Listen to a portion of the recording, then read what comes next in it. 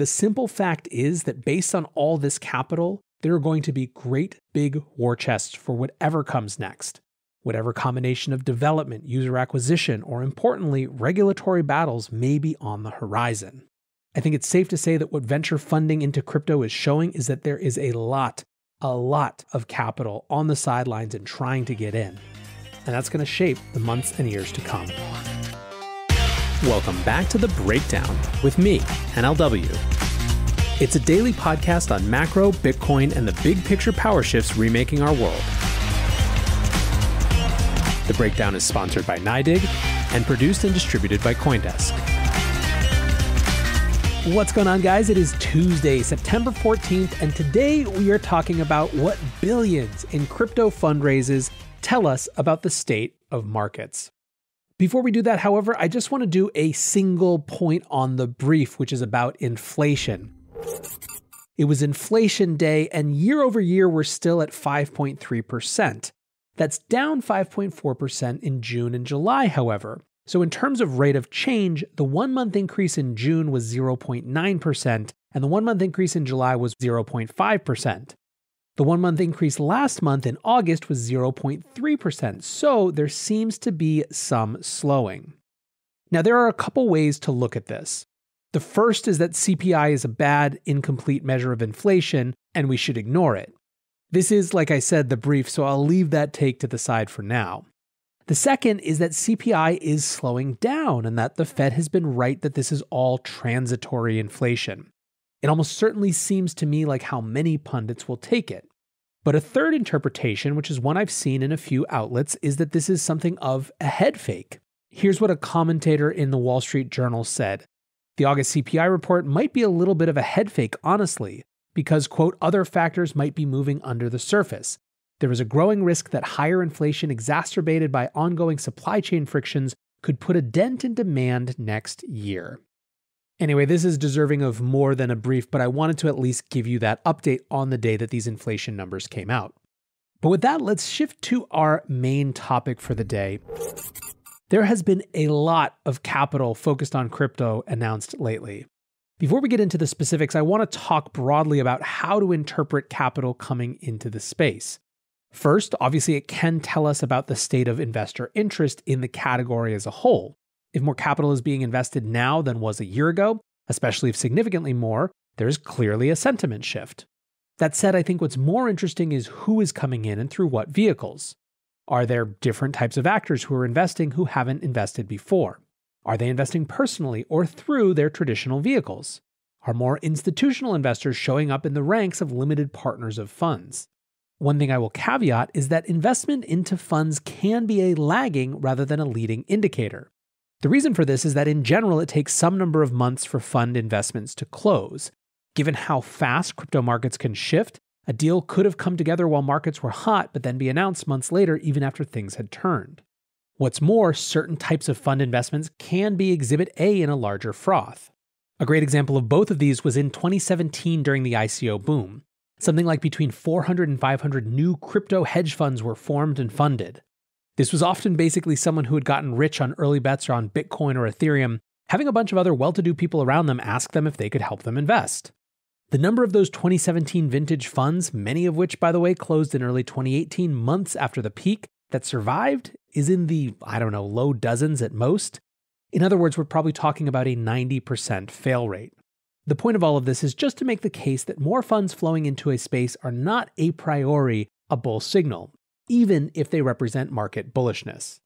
With that caveat out of the way, let's look at some of the recent announcements. And first, let's follow up on our friend Dan Tapiero, who I had on the show last week. For those who didn't listen or who just missed some of the details, Dan Tapiero is a macro investor who has been in the game for 25 plus years. He's worked for Tiger Management, Duquesne, which is Stan Druckenmiller's fund, and more. He's also launched investment firms focused on gold, real estate, and many other categories. A couple of years ago, however, he really started going down the crypto rabbit hole. There is a 2019 interview of him with Raoul Pal from Real Vision, and you can see him in the midst of light bulbs going off. 10T is Dan's big play into the space. In 2019-2020, he founded the firm, and his focus was on equity and revenue-generating businesses in the crypto arena. Instead of token holdings, he's looking at the equity in companies like exchanges or infrastructure companies. To get a sense of his profile, the firm has invested in companies like Kraken, Deribit, Bitfury, eToro, Ledger, and more. What's interesting to me about Dan's fund is that it's focused on a category that hasn't had as much interest from crypto investors as others. In some ways, it feels to me like the risk spectrum for crypto investors is totally bifurcated in barbell. On the one end is all the way in. Get me in early to DeFi, get me in on the next Solana, give me tokens, let's go. On the other end is just passive exposure to Bitcoin, or maybe a basket of quote-unquote blue chips, although those products seem to be massively less popular than the simple Bitcoin funds. But either way, Dan is carving out space in the middle, space for a picks and shovels bet. Picks and shovels, by the way, refers to the idea that during the gold rush, the actual gold rush, in the mid-19th century in America, one of the best ways to make money wasn't to be out prospecting or funding prospectors. It was to build the infrastructure of the things that all those people in that new industry needed around them. Any of you heard of Levi jeans? Guess where that started. Anyway, by focusing on this type of equity business, where investors can actually see and track the multiples to revenue of the valuations of these companies, he's opening up crypto exposure to a new category of investor who perhaps can't wrap their head around token valuations and tokenomics, even if they understand that what matters is that a whole industry is growing up around them. The specifics of what Dan announced last week is that the 10T family of funds had raised about $750 million, $750 million, and had allocated a huge chunk of it already, between $650 million and $700 million over the last few months. And to the point that I was just making about opening up investments to new categories of investors, the fund's limited partners include public pension plans, endowments, foundations, family offices, and high net worth individuals. That list, by the way, is almost perfectly in rank order of conservatism, with public pensions being the most conservative. One of the pensions involved in 10T is the Municipal Employees Retirement System of Michigan. So what does it mean that a pension is investing in a crypto fund? Well, I think it's reflective of two things. The first is a growing comfort with the crypto asset space as something that is going to be here for a while to come. And certainly within that, an increase in the types of tangible business opportunities with these adjacent unicorn businesses. But it also demonstrates the fact that zero-bound and negative real interest rates are forcing even these arch-conservative funds to look farther out on the risk spectrum for return, for yield. They simply can't meet their obligations with uber-safe assets. The last thing I'll note on Dan, which was a pretty remarkable stat from his interview, is that when he was raising the fund in 2020, they did some research and found around 20 crypto infrastructure, service, exchange, mining, etc. unicorns. This year, that number has 3.5x'd to over 70. NYDIG sponsors this podcast, and they also put out a really good newsletter focused purely on Bitcoin. If you want insights into what's driving market moves, regulatory changes, and the metrics that deserve your attention, sign up at nydig.com/NLW. That's NYDIG/NLW.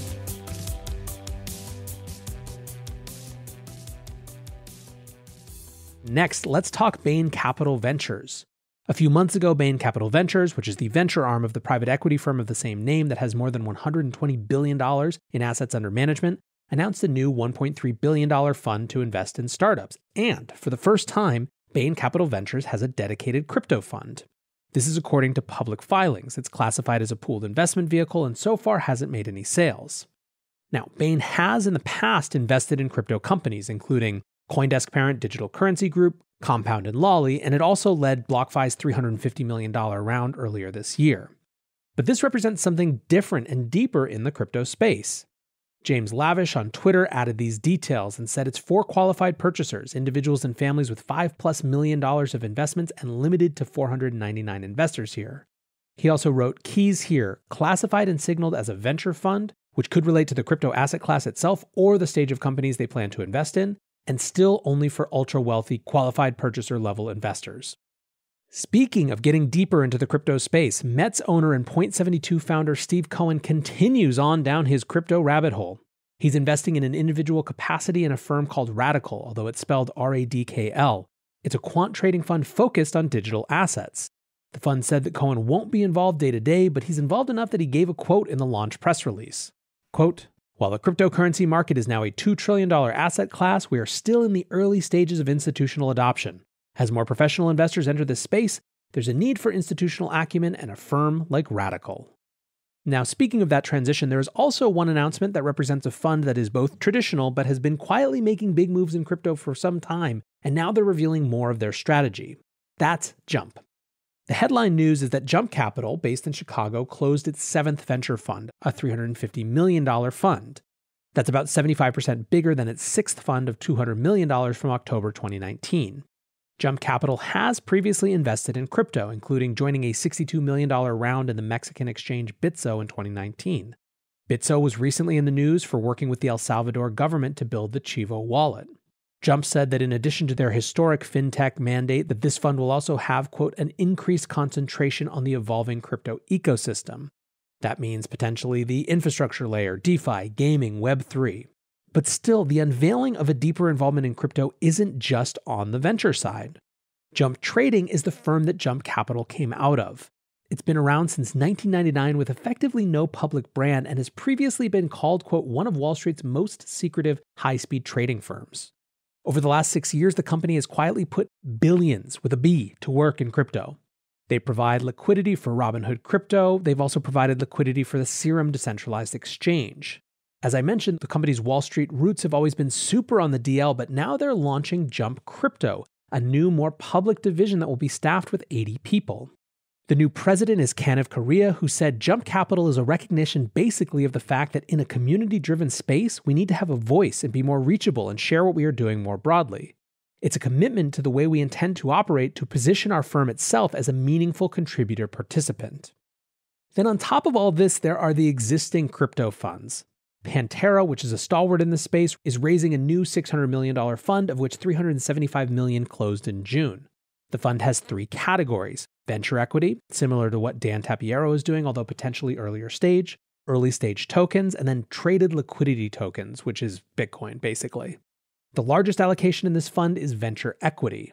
And so in some ways, this sounds similar to 10T, although still farther out on the risk curve. Dan Moorhead, Pantera's CEO, wrote, "The new fund is able to capture the often large swings in value between equity and tokens. Tokens reset quickly. In May, tokens dropped 55% in the span of a few weeks. On the other end of the spectrum, venture equity is very slow moving." Pantera manages $5 billion in total and started investing all the way back in 2013. To get a sense of how much things have changed, listen to this quote from Paul Virata-Tackett, a partner at Pantera. "Our first institutional or outside LP venture fund was in 2014, and it was a slog. It was so tough to fundraise. We raised about $25 million for that one, mostly from high net worth individuals and family offices, and it was just venture." End quote. According to Pantera, DeFi has been driving increased interest. Quote, "Because of what was happening last year with DeFi, investors really opened up to the possibilities of getting exposure to tokens. A lot of investors think it makes sense to have exposure to everything, and they want to defer to a fund manager versus trying to decide which strategy to deploy and when." The only other one I'll mention from the traditional crypto world, or I guess they're kind of a traditional Silicon Valley world gone crypto, is A16Z, Andreessen Horowitz. In June, they announced their mega $2.2 billion second crypto fund, and the biggest thing we've seen from them is just an absolute string of hires. They are scooping up talent from other crypto firms and from traditional finance. In fact, it's almost becoming a meme on Twitter with people announcing that they are not announcing that they are joining A16Z.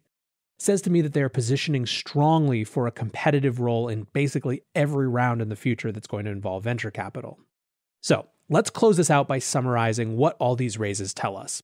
First, on the face of it, funds are continuing to raise. That is your first important piece of information. And I don't believe in this case that this is a lagging indicator, given that things are as bullish right now, or at least they have been over the last few weeks, as they were earlier this spring, and certainly are way more bullish than they were over the summer. Second, traditional funds investors continue to come into the space. Pension funds joining Dan's 10T, Bain getting in deeper, Steve Cohen investing in more exotic instruments. These things show that while we're not getting a breaking news story about institutions coming to crypto every few days like we were in January and February, that secular shift into the crypto space is very much alive. 3, it's showing that the deeper funds get into this space, the more they have to play by crypto's rules rather than venture capital's rules. See, for example, Jump basically announcing that they have to play an active public role in communities and governance. And 4, and finally, the simple fact is that based on all this capital, there are going to be great big war chests for whatever comes next. whatever combination of development, user acquisition, or importantly, regulatory battles may be on the horizon. I think it's safe to say that what venture funding into crypto is showing is that there is a lot of capital on the sidelines and trying to get in. And that's going to shape the months and years to come. For now, guys, I appreciate you listening, and until tomorrow, be safe and take care of each other. Peace.